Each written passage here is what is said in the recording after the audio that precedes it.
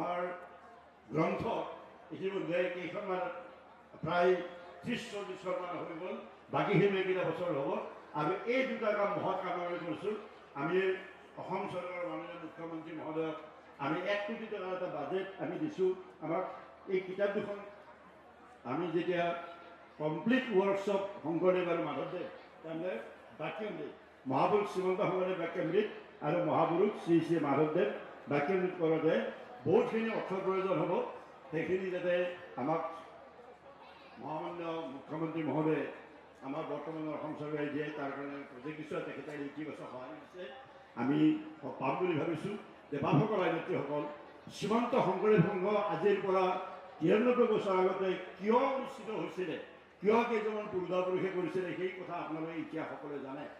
তাৰপিছত যেতিয়া ক্ৰমে ক্ৰমে আগবাঢ়ি গৈ গ'ল, প্ৰথমেতো ধৰ্ম সংস্কাৰৰ অনুষ্ঠান হিচাপে কৰিছিলে, তাৰপিছত ধৰ্ম, সাহিত্য, সংস্কৃতি, শিল্প, কলা, বাণিজ্য, আমাৰ বিভিন্ন ধৰি লওক অৰ্থনীতি, শিক্ষানীতি, আমাৰ সকলোকে সামৰি লৈ আমি এখন মহৎ অসমীয়া সমাজ গঢ়িবলৈ আগবাঢ়ি গৈছোঁ।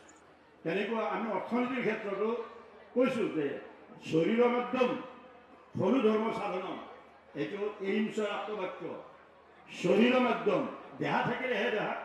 আমাৰ 4টা সাধনৰ বস্তু আছে বা ধৰ্ম, অৰ্থ, কাম আৰু মুখ্যটো বাৰু আহিব নাজানো, কিন্তু আমি ধৰ্ম কৰিব লাগিব। ধৰ্ম কৰিব লাগিলে অৰ্থ লাগিব।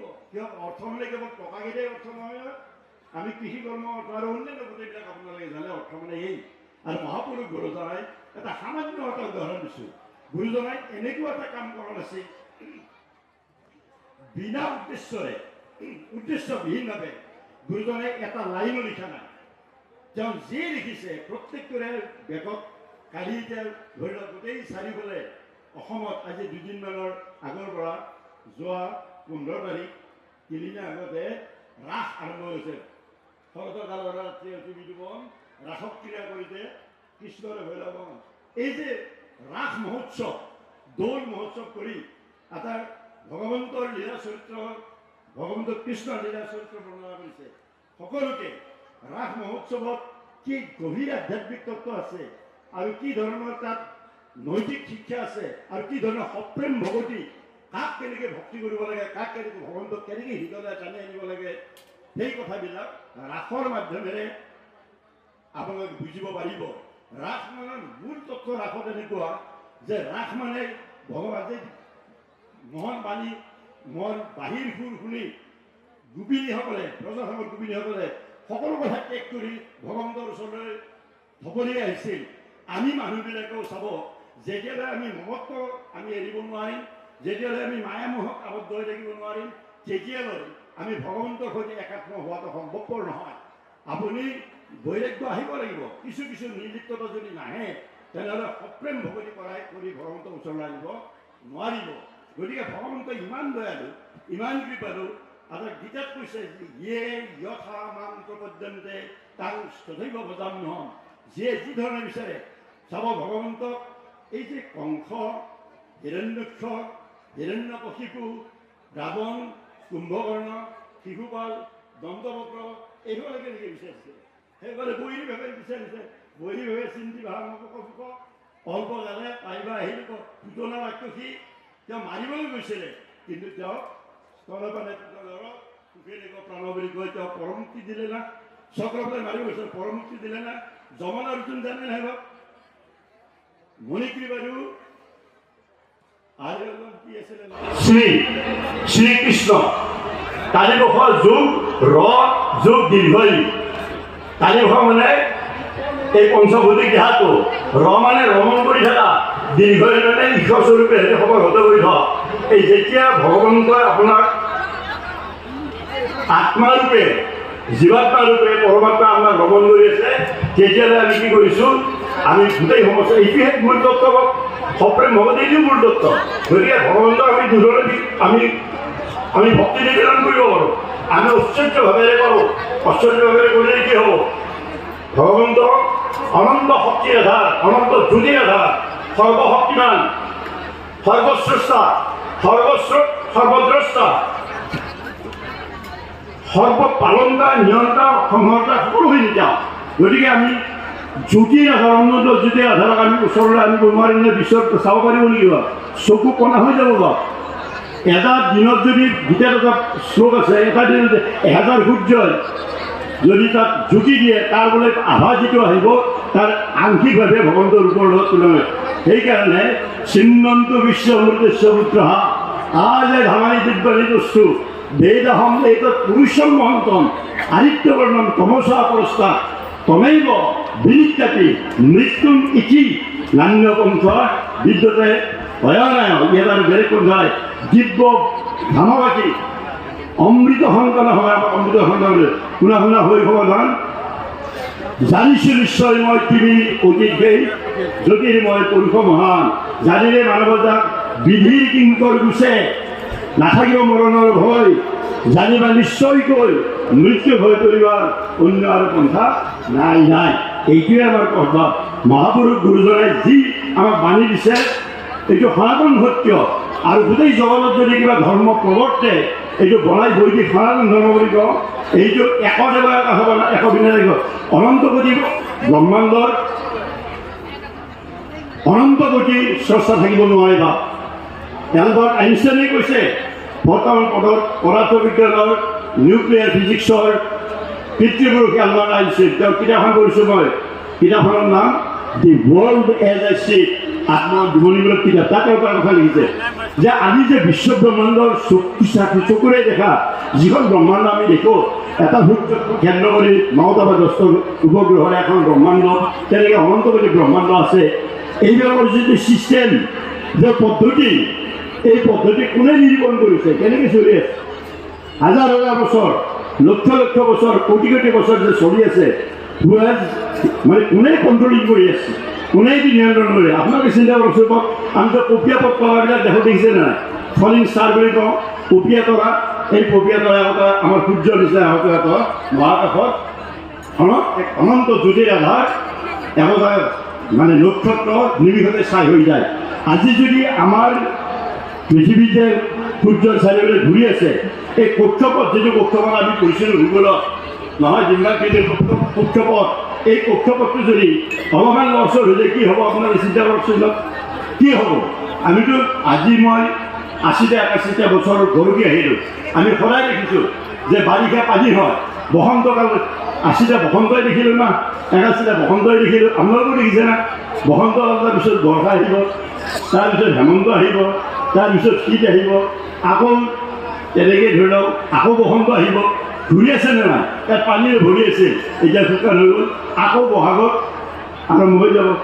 এই পদ্ধতিত গোটেই জগত চলি আছে। সেইকাৰণে আমি শ্ৰীমন্ত শংকৰদেৱ গুৰুজনাই যিটো ধৰ্ম দিছে, একদেৱ একসেৱ একবিনে নাহিব কৃষ্ণস্তু ভগৱান ভগৱন্তৰ ভিতৰত থাকে, এই সত্যবাদীয়ে জগতত চলিব। আজি জগতৰ মানুহে ঈশ্বৰৰ বাবে বিশ্বাস কৰে, বেলেগ বেলেগ পদ্ধতি দেখিব পাৰিব। আৰু চাব ধৰ্মৰ কথা কি? আমাৰ সনাতন ধৰ্মৰ মূল তত্ত্ব হ'ল সত্য।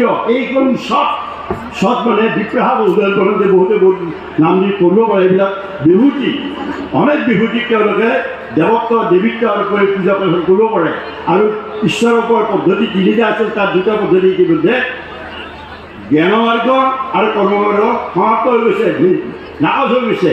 জ্ঞানৰ অন্তৰ্গত হ'ল তপ জপ। তপ কৰি পেলাই আপুনি ঈশ্বৰ পাব নোৱাৰিব। হিৰণ্যক্ষৰ নিচিনাকৈ আমি থাকিব, হিৰণ্যকশিপুৰ নিচিনাকৈ সহস্ৰ মানে 100 বছৰ কাল দিব্য বৰ্ষতে দিওঁ, সহস্ৰ বছৰ কাল 2টা ভৰি আঙুলিত এনেকৈ অংগুষ্ঠে ভৰি চাই পেলাই উদ্ধৱ বুলি ব্ৰহ্মাদেৱৰ নম কৰি আমি 2 মিনিট 5 মিনিটটো নোৱাৰিম পাম। আমি তপ জপ কৰি পেলাই ঈশ্বৰ পোৱা অসম্ভৱ। এইটো জ্ঞানমাৰ্গ শেষ। আৰু যিটো কৰ্মমাৰ্গ আছে, হয় গীতাৰ কৰ্মমাৰ্গতে যদি আপুনি কৰ্ম কৰিব পাৰে তেতিয়াহ'লে পাব পাৰে, নিষ্কামভাৱে কৰ্ম হ'ব। কিন্তু নিষ্কামভাৱে কৰাটো সম্ভৱ নেকি বাৰু? নিষ্কামভাৱে কৰ্মৰ পূজা পাতল, যাগ যজ্ঞ, তীৰ্থ ভ্ৰমণ, এইবিলাক হ'ব কৰ্মমাৰ্গৰ অন্তৰ্গত। এইবিলাক নাকচ কৰি এতিয়া ভক্তিমাৰ্গ। ভক্তিমাৰ্গত কি? কেৱল সপ্ৰেম ভগৱতী নিজৰ ভগৱন্তৰ ৰূপ ধ্যান কৰি ভগৱন্তৰ শৰণ ভজন লৈ পেলাই আপুনি এই ভগৱন্তক আপুনি স্মৰণ কৰিব। আপুনি বৈকুণ্ঠলৈ যাব নালাগে, বৈকুণ্ঠখন আপোনাৰ হৃদয়তে আছে। বৈকুণ্ঠত আমি ভগৱন্তৰ সদায় নামি আহিব এই ধৰ্মৰে। আৰু য'ত আমাৰ গুৰুজনাই আমাৰ ভগৱান কৃষ্ণই মানি মানিছে না, তেওঁ কি কৈছে, আমাৰ যিটো বৰ্ণ বৈষম্যবাদ, আমাৰ বৰ্ণাশ্ৰম ধৰ্মকো বাদ দিলোঁ, বৰ্ণ বৈষম্যবাদ, এই বিভিন্ন জাত জাতি কৰি পেলাই উপজাতি কৰি অস্পৃশ্যতাবাদ যিটো তাৰ এটা বিষবস্ত বিয়পাই দিয়া হ'ল, তাৰ দ্বাৰা আমাৰ গোটেই আৰ্য সনাতন ধৰ্ম বা বৈদিক সনাতন ধৰ্ম, যিটোক আমি হিন্দু ধৰ্ম বুলি কওঁ, পিছৰ পৰৱৰ্তী সময়ত আমাক শেষ কৰি দিলে। গতিকে বাপ, আমাৰ যিমানবিলাক ধৰ্মগুৰু, আমাৰ ভক্তি ধৰ্মৰ যিবিলাক নৱবৈষ্ণৱ আন্দোলনৰ যিবিলাক ধৰ্মগুৰু আছে, আমাৰ মহাপুৰুষৰ দ্বাৰা ইয়াত পঞ্চদশ শতিকাত আৰম্ভ কৰিছে। তাৰ তিনিটা শতিকা আগতেই তামিলনাডু আৰম্ভ কৰিছে। দ্বাদশ শতিকা, দ্বাদশ, ত্ৰয়োদশ, চতুৰ্দশ, পঞ্চদশ আমাৰ হ'ল। গতিকে 300 বছৰ আগতে হৈছে। কিন্তু আপোনালোকে এটা মনত ৰাখিব, শ্ৰীমন্ত শংকৰদেৱ গুৰুজনাৰ নিচিনা প্ৰতিবাদী ক্ষেত্ৰত সৰ্বগুণে, যাকে নাহিকে গম বোলে এনেই উচ্চাৰণ কৰা নাই, পৃথিৱীত যোৱা 3000 বছৰত কোনো এজন ধৰ্মগুৰু, ভাৰতবৰ্ষৰ কথাটো নাই, কোনো এজন ধৰ্মগুৰু পৃথিৱীতেই জন্মগ্ৰহণ কৰা নাই মহাপুৰুষ শ্ৰীমন্ত শংকৰদেৱৰ নিচিনা সৰ্বগুণী কাৰণ ধৰ্ম কৰিছে, ধৰ্মই কৰিছে। কিন্তু মহাপুৰুষৰ দ্বাৰা কেৱল ধৰ্ম কৰি আছে নেকি বা? আপুনি মহাপুৰুষৰ দ্বাৰা তেওঁ এজন মহাকবি আছিলে, তেওঁ এজন দাৰ্শনিক আছিলে, তেওঁ এজন সমাজ বিজ্ঞানী আছিলে, তেওঁ সমাজ সংস্কাৰক আছিলে, তেওঁ গীত, নৃত্য, বাদ্য, ভাওনা গোটেইবিলাকৰ স্ৰষ্টা আৰু দ্ৰষ্টা আছিলে। আমাৰ এখন সমাজ গঠন, আমাৰ যিটো নামঘৰ তৈয়াৰ কৰি তাতে যিবিলাক ব্যৱস্থা কৰিছিলে, আৰু তাত যিটো পদ্ধতি পঞ্চায়তী ৰাজ বুলি কওঁ, লোকেল ষ্টেট গভৰ্ণমেণ্ট, সেইটো কোনে আৰম্ভ কৰিছিলে জানেনে? সেইটো আৰম্ভ কৰিছিলে মহাপুৰুষ গুৰুজনাই। গতিকে এইবিলাক কোনে কৰিছে বা? আৰু শ্ৰীমন্ত শংকৰদেৱ গুৰুজনাৰ যি একেশ্বৰবাদী ধৰ্ম, যি ভক্তি ধৰ্ম, যিটো পবিত্ৰ ভক্তি মাৰ্গ, তাত যেতিয়া ব্যভিচাৰ কৰি পেলাই গুৰুজনাৰ পিছত, মহাপুৰুষ মাধৱদেৱৰ পিছত তথাকথিত গুৰুসকলে একেবাৰে গোটেই কৰ্মকাণ্ডৰ ব্যৱস্থাৰ ভিতৰত সোমাই দিলে। যিটো কথা সকলোকে ঘূৰি পেলাই পৰিয়াল কীৰ্তন নকৰিত আঁকি হয় তেওঁলোকক 36 জাতি বুলি কৈছে। গাৰো বোধ জগনে হৰি নাম লয়, ধ্যানৰ নামক নিন্দ সজ্জনে কৰে, কিমান বেয়াকৈ আমাৰ মহাপুৰুষ মাধৱদেৱে কৈছে। গতিকে বাপসকল, আমাৰ শ্ৰীমন্ত শংকৰদেৱ সংঘৰ প্ৰতিষ্ঠাৰ জৰিয়তে আছিলে এই ধৰ্ম সংস্কাৰ কৰা, এই ধৰ্ম সংস্কাৰ কৰি আমাৰ বিভিন্ন জাতি জনগোষ্ঠী পৰ্বত ধৰ্মত বসবাস কৰি থকা সকলোকে একত্ৰিত কৰা। আজি শ্ৰীমন্ত শংকৰদেৱ সংঘ এটা বটবৃক্ষত পৰিণত হৈছে। সৰুকৈ বিয়োগা পৰি তাতে 20-25 জন মানুহৰ দ্বাৰা আমাৰ গোলাঘাটৰ মানুহ আছিলে, ইয়াত যোৰহাটৰ মানুহ আছিলে, ৰমানন্দ মুক্তিয়াতা আছিলে, নগাঁৱৰ মানুহ আছিলে, কামপুৰৰ নগাঁৱে আছিলে, যেতিয়া হলধৰ লোকসভা হলধৰ পুণ্যাত্মা ৰমানন্দ মুক্তিয়াতাই, তাৰ সনতৰাম আছিলে, আৰু অন্যান্য বহুতবিলাক আছিলে, আমাৰ নামনি অসমৰ কিছুমান আছিলে। তেওঁলোকে লগ লাগি যে এটা সৰুকৈ শ্ৰীমন্ত এতিয়া শংকৰ সংঘ বুলি, তেওঁ শ্ৰী শংকৰদেৱ তাৰ শ্ৰীমন্ত শংকৰদেৱ সংঘ হ'ল। এই ধৰণৰ এই অনুষ্ঠানটো কৰিছে। এই অনুষ্ঠানটোত প্ৰতিক্ৰিয়াশীল শক্তি থাকিবই পাব, গুৰুজনাৰ দিনৰ পৰা এতিয়াও থাকিব। সেইটো আকৌ অস্বাভাৱিক নহয়, থকাও ভাল। প্ৰতিক্ৰিয়াশীল শক্তিৰে আপুনি থাকিলে আপোনাৰ সচেতন হৈ থাকিব, সজাগ হৈ থাকিব। কিন্তু প্ৰতিক্ৰিয়াশীল শক্তি যেতিয়া ভিতৰৰ পৰা হৈ যায় তেতিয়া কিছু অসুবিধা হয়। গতিকে আমি সচেতন হৈ থাকিব লাগিব। আৰু শ্ৰীমন্ত শংকৰদেৱ সংঘ এতিয়া গোটেই সমাজখন আমি সামৰি লৈছোঁ। কেৱল ধৰ্মকে কৰি থকা নাই, আধ্যাত্মিকতাই কৰি থকা নাই, নৈতিকতা। আমি দুটা উদাহৰণ দেখুৱাই দিছোঁ। 1 নম্বৰ, আজি আমাৰ সকলোৱে কৈছে, আমি সকলোৱে উদ্বিগ্ন যে ভগৱতৰ ব্যৱস্থাত, সমাজ ব্যৱস্থাত আমাৰ গোটেই জাতিটো, গোটেই কেৱল আমাৰ জাতি অসমীয়া জাতিটোৱেই নহয়, ভাৰতবৰ্ষই নহয়, গোটেই বিশ্বতে আজি উঠি ভাহি গ'ল। আপোনালোকে মনত ৰাখিব, ভগৱান মানে ৰজগুণ, তম মানে সত্য, ৰজ আৰু তম আছে। তমগুণটো ক্ষণস্থায়ী, কিন্তু ৰজগুণটো ক্ষণস্থায়ী নহয়। আৰু ৰজগুণটো আপোনালোকে চাব যে এই সমস্ত পাপ বাসনা আৰু সমস্ত দুৰ্নীতি, সমস্ত মানে ভ্ৰষ্টাচাৰৰ উদ্ভৱ ভূমি হ'ল ৰজগুণ। ৰজগুণৰ পৰা আমাৰ সমাজ বিভ্ৰান্ত হৈ যায়। আজি এই যে অকল্পনীয় বিকাশ হৈছে বিজ্ঞান আৰু প্ৰযুক্তিবিদ্যাৰ, এই বিজ্ঞান আৰু প্ৰযুক্তিবিদ্যাই আমাৰ ধনিক শ্ৰেণীয়ে আমাৰ গোটেই যুৱ প্ৰজন্মক নিষেধ কৰি দি তেওঁলোকে সদায় আধিপত্য চলাবৰ কাৰণে এটা গভীৰ ষড়যন্ত্ৰ আন্তৰ্জাতিকভাৱে আছে। এই ষড়যন্ত্ৰক আমি প্ৰতিহত কৰিব লাগিব। আমি শ্ৰীমন্ত শংকৰদেৱ এটা নজিৰ, এটা অন্তত উদাহৰণ স্থাপন কৰিছোঁ যে আমাৰ অন্তত 4 লাখ যুৱক যুৱতীক আমি একত্ৰিত কৰি ৰাখিব পাৰিছোঁ। নৈতিকভাৱে তেওঁ সচ্চৰণী, নৈতিকভাৱে অত্যন্ত শক্তিশালী ৰূপত আমি গঢ়ি তুলিব পাৰিছোঁ, আধ্যাত্মিক সচেতন কৰিব পাৰিছোঁ, শিক্ষা দীক্ষাৰ ক্ষেত্ৰত আগবঢ়াই নিব পাৰিছোঁ, সকলো ক্ষেত্ৰত আমি আগবাঢ়ি নিব পাৰিছোঁ।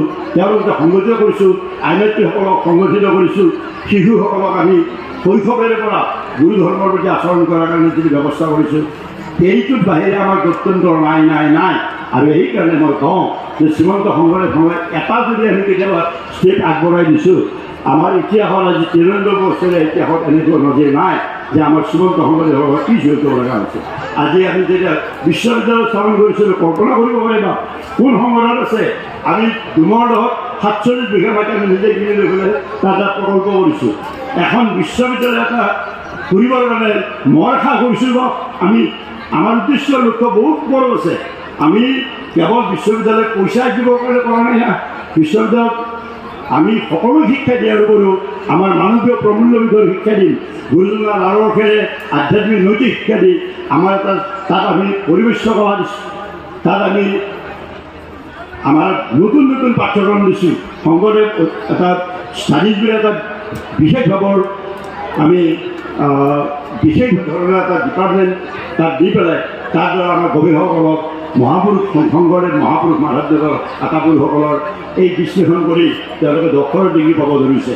গতিকে বাপুকল শ্ৰীমন্ত শংকৰদেৱ সংঘৰ প্ৰতি আপোনালোকে আমাৰ গুৰুগৃহ হৃদয়ৰ স্তম্ভ প্ৰতিগৰাকী আমি সংঘৰ সংগী ভকতে আমি এইটোক গুৰুগৃহ বুলি কওঁ। গুৰুগৃহ মানে কি, আমি নামঘৰটোৱে গুৰুগৃহ নহয়, সেই নামঘৰটোৱে আমাৰ শংকৰদেৱ সংঘই নামঘৰ। আমি সকলোৱে সংগী ভকত মানে আমি সকলোৱে এটা পৰিয়ালৰে আমি লোক। সেইকাৰণে আমি ইমান আত্মীয়তা, গুৰুজনাৰ কি মহান কৃপা আৰু কি আদৰ্শ চাওকচোন। আমি য'তেই যাওঁ তাতে আমি বৰঘৰ মাৰৰ ঘৰ মাৰিব পাৰোঁ, আপোনাৰ পাকঘৰত সোমাব পাৰোঁ, আইনজ্ঞসকলে আমাক মাতে কোন আপোনাৰ শ্ৰীমন্ত শংকৰদেৱ সংঘৰ বাহিৰে অসমৰ কথা বাদেই দিছোঁ আমি চেলেঞ্জ কৰিব পাৰোঁ। আমাৰ ভাৰতবৰ্ষৰ এনে এটা অনুষ্ঠানক দেখুৱাওক য'ত 10,000 যুৱক যুৱতী এটা শিবিৰত ৰাখি তেওঁলোকক শুদ্ধ সত্যভাৱে ৰাখিব পৰা তাৰ কেপাচিটি নাই, তাৰ কলিজা নাই মই কৰিব পাৰোঁ। সেইকাৰণে আমাৰ যুৱক যুৱতীসকলক লৈ মই বৰ আশাবাদী, মই সদায় স্বপ্ন দেখোঁ। মই কৈছোঁ আজি আমাৰ গুৱাহাটী আমাৰ ৰঙিয়াত হৈছে, এইবাৰ বিয়াত হ'ব। আমাৰ সাংবাদিক বন্ধুসকলক চাইছোঁ, আপোনাৰ ৰাতি 1 বজাত 2 বজাত আহি আমাৰ যদি সেৱা বাহিনীৰ শিবিৰ থাকিব, মাত্ৰ কাপোৰ সাংবাদিক থাকিব, ইফালে যুৱকসকল থাকিব, ইফালে যুৱতীসকল থাকিব। তাত কোনোবা বেয়া কামত লিপ্ত হ'লে আপোনালোকে ক'ব, যদি আপুনি এটা উদ্দেশ্য দিব পাৰে তেনেহ'লে মোৰ গোটেই জীৱনৰ যিখিনি খানাৰ নস্যাৎ কৰি দিম যে আমাৰ ভুল হৈ গৈছে। গতিকে বাপৰ এই আশা লৈ পেলাই আমি যে কৰিব পাৰোঁ, এই কলিজাটো যে হৈছে এইটো শ্ৰীমন্ত শংকৰদেৱ আপোনালোকৰ কিবা আপোনালোকৰ শ্ৰীচৰণৰ আশীৰ্বাদত আমি এই ধৰণে আগবাঢ়ি আপোনালোকে আমাৰ যুৱ প্ৰজন্মসকলক এই ধৰণে আমি আগবঢ়াই নিব পাৰিছোঁ। এইটো আমাৰ কাৰণে এটা অত্যন্ত আশাবাদী কথা। আজিৰ যুগত আমি এইখনত যদি গঢ়ি তুলিব পাৰোঁ, শিশুসকলক যদি শৈশৱ আনিব পাৰোঁ, আইনজ্ঞসকলে আমাৰ সমস্ত জাতীয় জীৱন, সমস্ত সংস্কৃতি, সমস্ত ধৰ্ম তেখেতসকলে ধাৰক আৰু বাহক বুলি কওঁ। তেখেতসকলে লক্ষ্মীস্বৰূপ আমাৰ ভক্তিস্বৰূপ আইনজ্ঞসকলক মই শতকোটি প্ৰতিবাদ জনাইছোঁ। মোৰ মাতৃৰ পৰা মই যেনেকৈ শিকিছোঁ, মই সকলো আইনজ্ঞসকলক সদায় সেই কথা কৈ আহিছোঁ যে আপোনালোকে নিৰ্মাণ কৰিব লাগিব সমাজ। আইনজ্ঞসকলে মন